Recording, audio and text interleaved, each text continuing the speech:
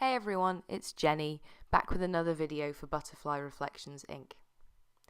Today I'm going to be showing you how to make this holiday card featuring images from the Crepe Paper Snow and Cocoa holiday set. It uses some ink blending, masking, emboss resist and simple Copic colouring. So let's get started. So this is a crepe paper stamp set. It's really cute. I love the sketchy feel of the images. And it has some great ones that you can use to build up to create a background, which is what I'm going to be doing today. I'm also using Bristol Smooth cardstock by Strathmore, which is the best that I found to do ink blending on. So first off, I've prepped my cardstock using a powder bag to prevent any of the embossing powder sticking where I don't want it. I've then taken the two largest snowflakes from the stamp set and using Versamark Ink, which is a clear sticky ink, I'm stamping them randomly over the entirety of the card panel, which is trimmed down to 4 1/4 by 5.5 inches. If you tilt the card panel in the light before you apply the embossing powder, you'll be able to see where you've stamped the Versamark, and that way you can see if you got all of the images in the places you wanted them. I then applied some Wow embossing powder in superfine opaque white, and I'm then using the smaller snowflake from the set to fill in some of the gaps, and then I'm going to add embossing powder again. So before I start doing my ink blending and after I've heat set the embossing powder, I'm going to be applying a mask. So I've cut the mask using Hero Art's Infinity dies, one of the smaller heart-shaped dies, and I've cut that from Inkadinkado stamping masking paper. Using my Big Shot, I die cut the image, and I'm applying it over the background that I've heat set. So what I want to do is mask off an area that will be white once the masking paper is lifted up, and I'm going to be applying ink blending over the top. For my ink blending today, I'm actually using Hero Art's mid-tone dye inks. So because I'm using Bristol Smooth, ink blending using any ink is an absolute doddle. And I'm using Ultra Pink, Bubblegum and Soft Pink, working from dark to light from the bottom of the panel upwards.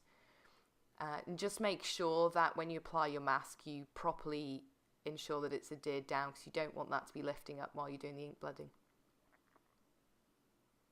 And I really wish I could ink blend this fast in real life, but I will say that on the Bristol Smooth, it is so much easier than when you use Neenah Solar White or any other cardstock.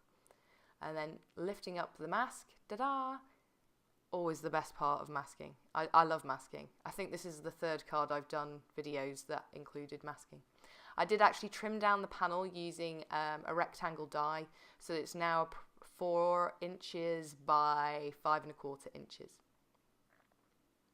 I'm using some Copic friendly black ink to stamp out some of the other images from the set, because I'm going to be colouring them in with Copics. So I always stamp a couple of images in case my colouring goes wrong. I did stamp out the trees from the set as well, but I decided in the end not to use those.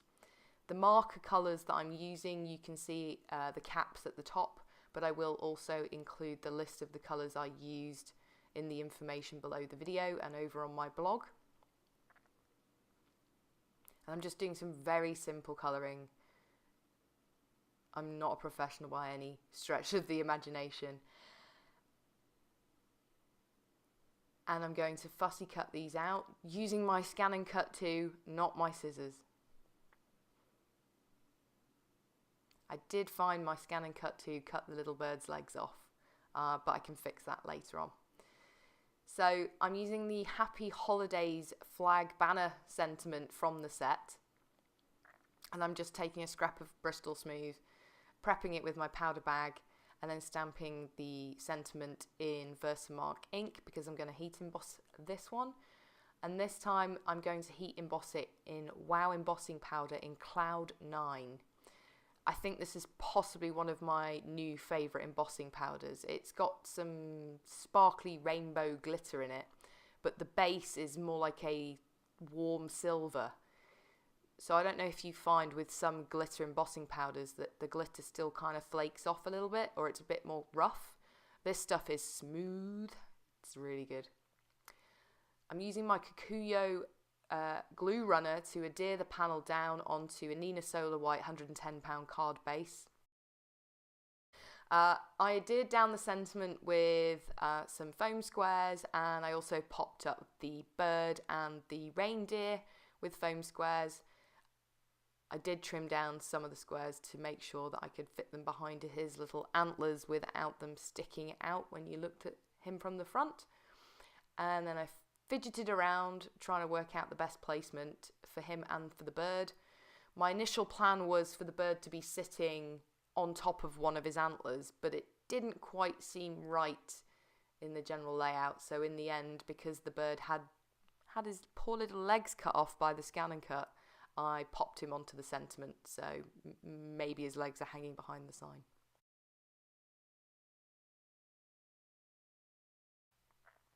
I'm then, to finish the card off, using some Nuvo glitter drops.